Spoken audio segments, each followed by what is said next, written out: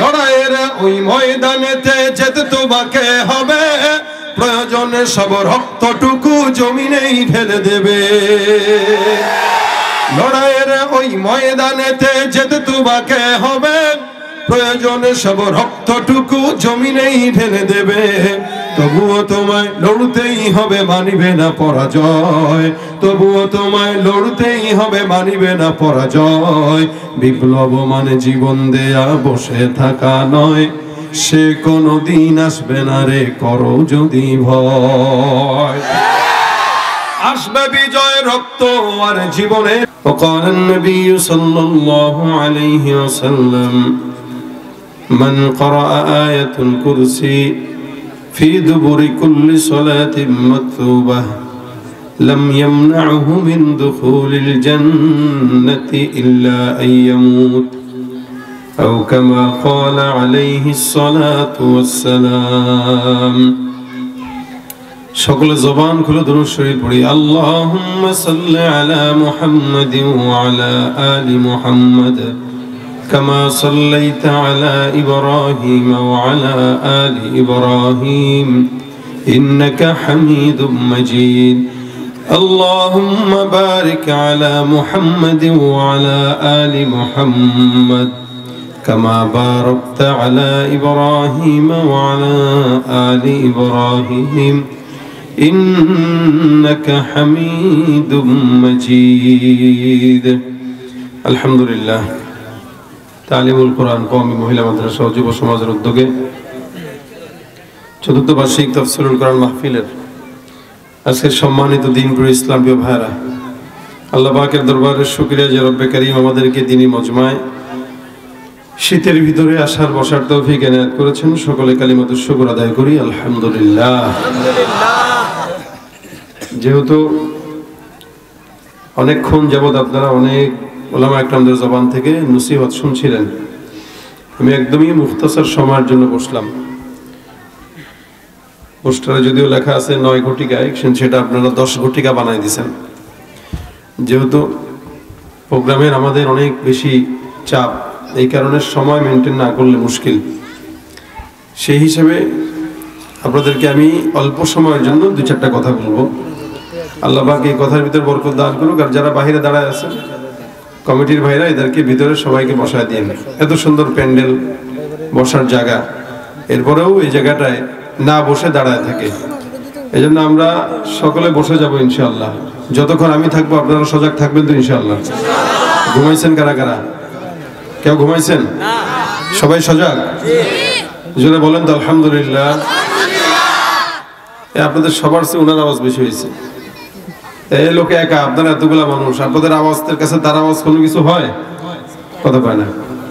বুঝেননি কথা? কথা বলতে পারেননি? আপনারা আরো জবান খুলে বলেন আলহামদুলিল্লাহ। এই আওয়াজটা শেষ পর্যন্ত দিবেন, ঠিক আছে? গুতারও লাগে কথা বলতে গেলে। শীতে একদম জমাই দিছে না? হ্যাঁ, শীত জমাই দিছে, ওর কথাও দিতে পারে না। হ বা না কোন হ, যদি জমায় তাহলে হাতটা উঠান তো। আল্লাহু আকবার, ঠেলা দিয়ে করা লাগতেছে বড়। আবার দেন নারে তাকবীর। আল কোরআনের আলো, এই যে নারাইতে হয় এমনি, আল কোরআনের আলো ঘরে ঘরে জালো, লিল্লাহে তাকবীর। এবার কিছু গরম হয়েছে? ফুল গরম হয়েছে? গরম তো আস্তে আস্তে করা লাগে, একবারে গরম হইলে হয়নি, একটু একটু আস্তে আস্তে ধাপে ধাপে ধাপে ধাপে না? এই যে আমি গরম বাড়াইলাম, এখন আস্তে আস্তে আর মুখ বন্ধ করে বসে থাকার কোনো সুযোগ নাই। এই আওয়াজটা শেষ পর্যন্ত হতে হবে, পারবেন? আবার লিল্লাহে তাকবীর। বিনিময় আসবে বিজয় রক্ত আর জীবনের বিনিময়। বিপ্লব মানে জীবন দেয়া বসে থাকা নয়, সে কোনদিন আসবে না রে, করো যদি ভয়। ঠিক কিনা? ভয় করব কাকে? আল্লাহ আমাদের ভয়কে আল্লাহর জন্য করার তৌফিক দান করুক। কোন নেতারে ভয় করবেন?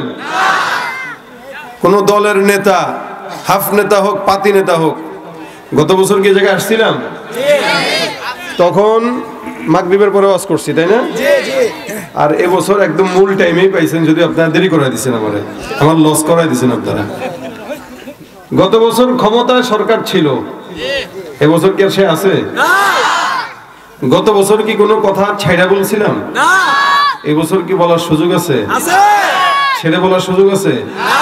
হ্যাঁ, গত বছর সরকার থাকতেই ডরাই নেই, আর এবছর কোনো সরকারই নাই, ডরা মুখারে কথা কয় না। আপনারা মনে করতে পারেন এক সরকারকে বিদায় করে মনে হয় আপনারা স্বৈরাচারী বিদায় করছেন, কিন্তু না, একটারে বিদায় করছেন, আরো হাজারটা আপনাদের উপরে জেগে পড়ছে। চাঁদাবাজ আগেও ছিল, এখন আরো বাড়ছে। এখন কেউ তো ক্ষমতায় থেকে চাঁদাবাজি করে, যারা ক্ষমতায় না এসেই করে, তাহলে তাদের বিরুদ্ধেও আমাদের এই সমস্ত কথা চলবে, ঠিক কিনা?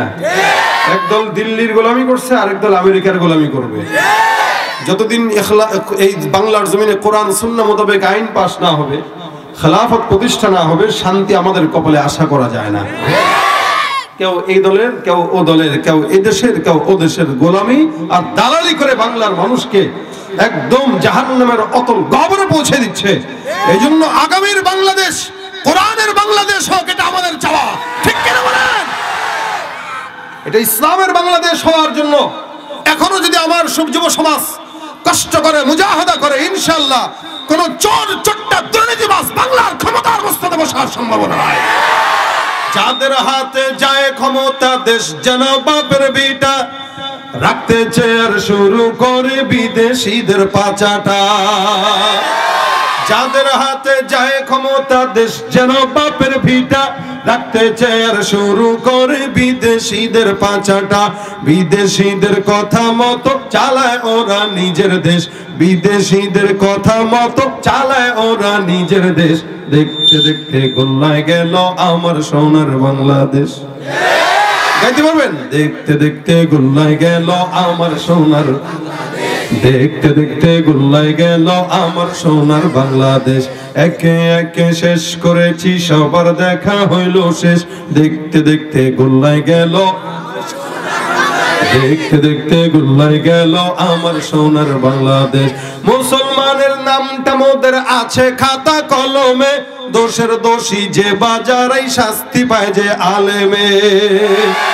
মুসলমানের দেশটা মোদের আছে খাতা কলমে, দোষের দোষী যে বাজারেই শাস্তি পাবে আলেমে। ওরা ইসলাম বেচে ক্ষমতাটা পাকা পোক্ত করে বেশ, ইসলাম বেচেই ক্ষমতাটা পাকা পোক্ত করে বেশ।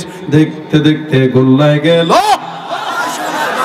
দেখতে দেখতে গোল্লায় গেল আমার সোনার বাংলাদেশ।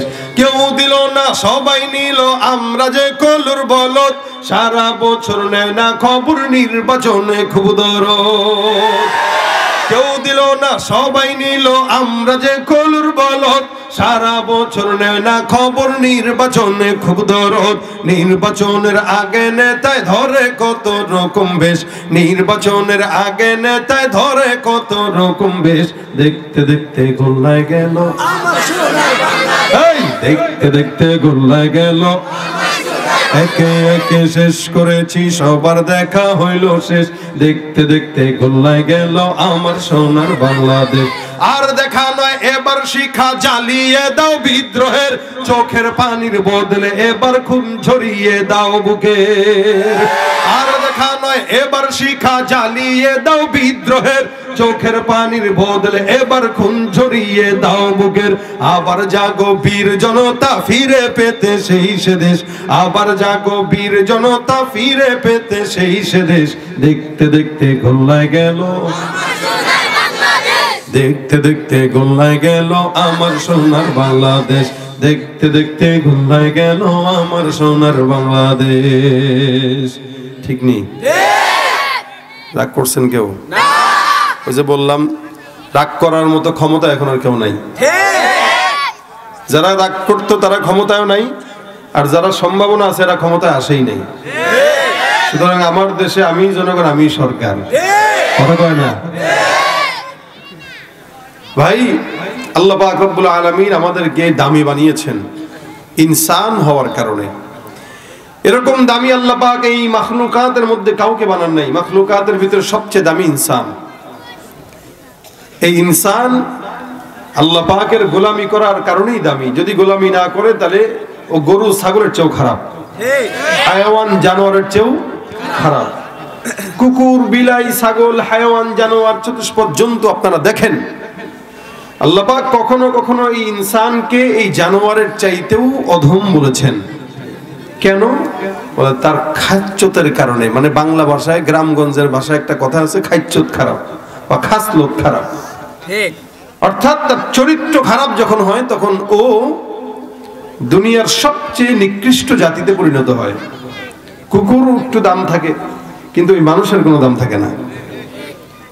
আল্লাহ পাক আমাদেরকে এত দামি বানাইলেন, এরপরেও আমরা যদি আল্লাহ পাকের একদিন কি আমার একদিন, গতকাল তো তার বিশ্বাস করছিলাম, ভাবছিলাম এতিম মানুষ, গরিব মানুষ, বাচ্চা কাচ্চা না খায় রয়েছে, মায়া লাগছে, ছেড়ে দিছি। এ যদি আজকেও আবার আসে তাহলে তো খবর আছে।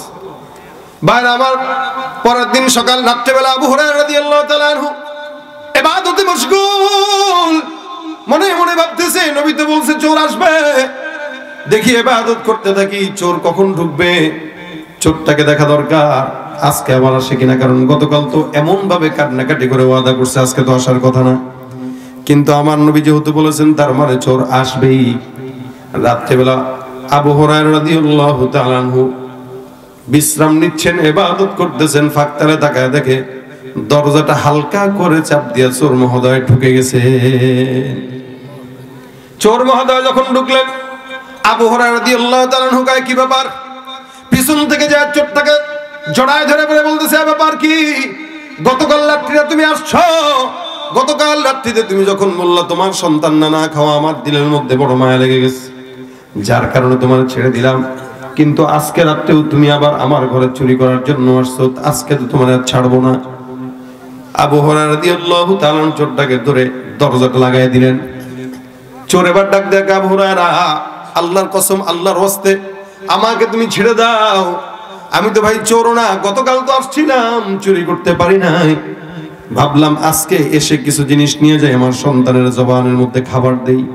আল্লাহর কসম আমার ঘরে একটা বিন্দু খাবারের কোনো খেজুরও নাই, তুমি আমাকে দয়া করো, হয়তো কিছু দাও, নয়তো আমাকে আল্লাহর ওয়াস্তে ছেড়ে দাও।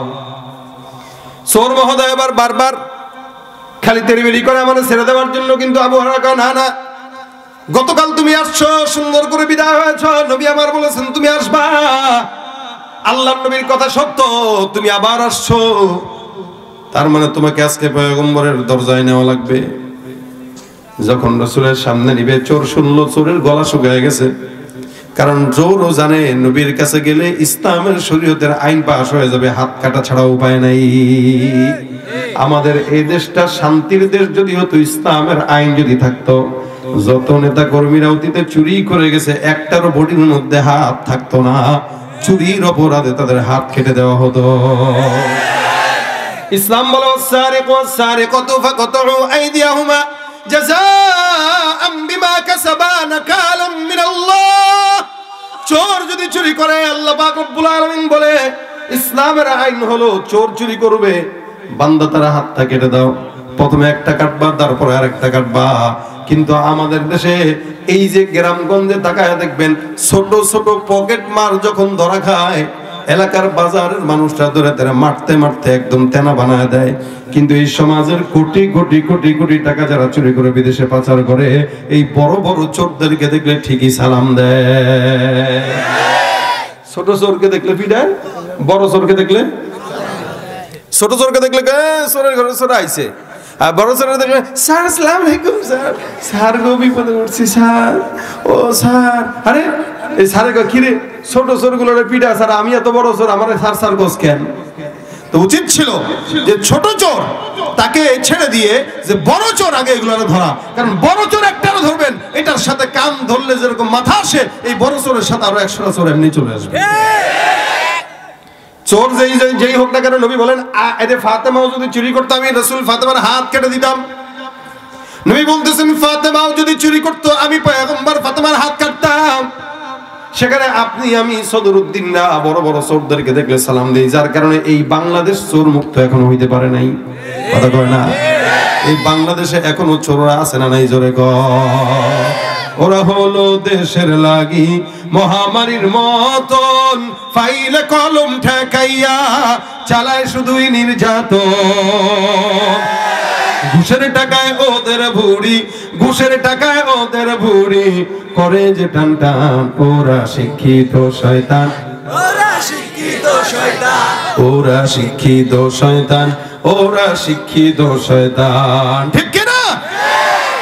এই জন্য ছোট চোরে যেমন তেমন বড় চোরগুলোর ধরা দরকার। চোর তো চোরই। আবু হুরায়রা বারবার যখন চোর বারবার ডাক দিয়া বলে, আবু হুরায়রা আমার আল্লাহর রাস্তে মাফ করে দাও, আর জিন্দেগিতে কোনোদিন চুরি করবো না। কান ধরলাম। আবু হুরায়রার দিলে মায়া লেগে গেছে। আরে চোর বেচারা কেমনে কান্দিছে। ভাই ঠিক আছে, কান্দিস না, যা ছেড়ে দিছে আদর করে। রাসূল সাল্লাল্লাহু আলাইহি ওয়াসাল্লাম পরের দিন ফজরের নামাজে যখন মসজিদে নববীর মধ্যে যায়, আল্লাহর নবী ডাক দেয়া, আবু হুরায়রা কই, গতকাল রাত্রে কি চোর আসে নাই? আবু হুরায়রা কয়, হুজুর চোর আসছে। রাসূল সাল্লাল্লাহু আলাইহি ওয়াসাল্লাম কয়, যদি চোর আসে তাহলে চোর কোথায়? আবু হুরায়রা কয়, হুজুর চোর গতকাল যেভাবে আমার কাছে ক্ষমা চাইছিল কান্নাকাটি করে করে, আজকেও এই ক্ষমা চাওয়ার কারণে আমি তার ছেড়ে দিছি। মায়া লেগে গেছে। বলছে আল্লাহর কসম খায়া আর কোনোদিন চুরি করতে আসবে না। নবী ডাক দেয়া, আবু হুরায়রা মনে রাখো, ওই চোরটা আজকে রাতেও আবার তোমার দরবারে আসবে। আবু হুরায়রা কয়, যদি আজকে রাতে আসে ওরে বাইন্দা ফিডাইয়া কি করা লাগে ওটা বড় দেখতেছ। দুইবার আসছে আমি কিছু বলি নাই, তৃতীয়বার যদি আসে ছাড়াছাড়ি নাই। আবু হুরায়রা রাদিয়াল্লাহু তাআলা আবার তৃতীয় দিন ঘরের মধ্যে বসা। আবু হুরায়রা রাদিয়াল্লাহু তাআলা সুন্দর করে ইবাদত করে বিশ্রাম নেয়। একটু শুইলেন পিঠ লাগায়া, হঠাৎ করে ঘরের মধ্যে চোর মহোদয় আবার ঢুকে গেছে। কোনটা? বলে গতকালের দুইটাই, ওই একটাই। গত 2 দিন যে আসছিল ওই আজকে আবার আসলো। নবী করিম সাল্লাল্লাহু আলাইহি ওয়াসাল্লামের কথা সত্য, ওই চোরটাও সুন্দর করে ঘরে ঢুকে গেছে। আবু হুরায়রা ডাক দেয়া কয়, কি ব্যাপার, আজকে যদি আসে তাহলে বাঁধবো। এই কারণে আগের থেকেই প্রস্তুত ছিল। সুন্দর করে দড়ি টড়ি নিয়ে আবু হুরায়রা রাদিয়াল্লাহু তাআলা হইয়া চোর মহোদয় ঢুকলেন। আবু হুরায়রা ঝাপকি দিয়া সুন্দর করে ধরে চোরের হাত পাও বাঁধা শুরু করে দিলেন। বেঁধে টেঁধে ডাক দেয়া কয়, আজকে ধরে পাইছি, এই যে বাঁধছি আজকে হাত, নবীর রওজা ছাড়া আজকে আর কোনো জায়গায় যাবো না। তুই আজকে নবীর সাথে দেখা হবে, রাসূল বিচার করবে, তারপরে তোর ছাড়া হবে। বিচার করবে কে? নবী সাল্লাল্লাহু আলাইহি ওয়াসাল্লাম। নবী করিম সাল্লাল্লাহু আলাইহি ওয়াসাল্লামের দরবারে যাওয়া লাগবে, প্রস্তুত হও। চোর বুঝে গেছে আজকে আর আমার ছাড়াছাড়ি নাই। সুতরাং কি করা যায়, কি করা যায়? আবার চোর যখন সুন্দর করে রশি দিয়ে বেঁধে আবু হুরায়রা ধরে রাখছে, চোর এবার কিছুক্ষণ পর ডাক দেয়া, ও হুরায়রা, বল কিস? আল্লাহর রাস্তায় আমার মাফ করে দে ভাই রে, মায় খায় না, বাবা খায় না, পোলায় খায় না। আবু হুরায়রা কয়, পারলেন নতুন কোনো কথা থাকলে ক, পুরান কথা বাদ দে। গত 2 রাত্রে আমি তোর পুরান কথা শুনে শুনে ছাড়ছি, আজকে তো পুরান কথা মুড়ি ভিজবে না। চোর ডাক দেয়া কয়, আবু হুরায়রা সত্যি তুমি আমার বিশ্বাস করো, আমি আসলে চোর না, সাধারণ মানুষ। চুরি করার জন্য আমার মন চায় না, কিন্তু আমি বাধ্য হইছি। আবু হুরায়রা কয়, শুনতাম না, কানে তুলা দিয়ে রাখছি, যাই কবি কোনো লাভ নাই। এবার চোর চিন্তা করলো, এই কথা দিয়ে তো যেহেতু মুড়ি ভেজে না, এখন জিনিস পাল্টানো দরকার। এই দরজার সঙ্গে হেলান দিয়ে আবু হুরায়রাকে ডাক দেয়া বলে, হ্যাঁ আবু হুরায়রা, আমি তোমাকে এমন একটা কোরআনের আয়াত শিখাবো, যে কোরআনের আয়াতটা তুমি জানো না, এর ফজিলতটা কি। আবু হুরায়রা কয়, কি শিখাইবি? কোরআনের একটা আয়াতের আমল শিখাবো তোমারে আমি। এই আমলটা তুমি জানোই না, আমি জানি, তুমি জানো না। আবু হুরায়রা কয়, কে শিখাইবো? তুই। কহ চোর, চোর তুই আমার এই কোরআনের আয়াতের আমল শিখাবি? কয়, চোর লিখেছি, ইসলাম তো ঠিক আছে, ইমান তো ঠিক আছে, আমি চোর হইলে কি আছে, ইমান ঠিক আছে। আপনি আমরা চোর মনে করতে পারেন, কিন্তু আমি আসলে এত বড় চোর না, বাকি আমি যেটা শিখাবো এটা কিন্তু দামি জিনিস। আবু হুরায়রা তো এমনি ইলমের প্রতি অনেক লোভী ছিল, যার কারণে আবু হুরায়রা কয়, চোর কি শিখাবি তাড়াতাড়ি শিখায় দে, কি বলবি তাড়াতাড়ি বল। আবু হুরায়রা রাদিয়াল্লাহু তাআলা আনহু চোরকে যখন বললেন, চোর মহোদয় এবার বলতেছে, আবু হুরায়রা, আল্লাহ পাক কোরআনে এমন একটা আয়াত নাযিল করলেন যার নাম আয়াতুল কুরসি। এই আয়াতুল কুরসি যদি কোনো বান্দা রাত্রিবেলা ঘুমানোর আগে তেলাওয়াত করে, আমার আল্লাহ পাক ওই দিন সকাল পর্যন্ত সকল প্রকার জিন্নাত শয়তান থেকে আল্লাহ পাক বান্দাকে হেফাজত করবে। আবার রাত্রিবেলা যদি তেলাওয়াত, সকালবেলা যদি তেলাওয়াত করে, সকাল থেকে রাত্রি পর্যন্ত আল্লাহ পাক রব্বুল আলামিন বান্দাকে হেফাজত করবে। আবু হুরায়রা সত্যি বলছে, বলে হ।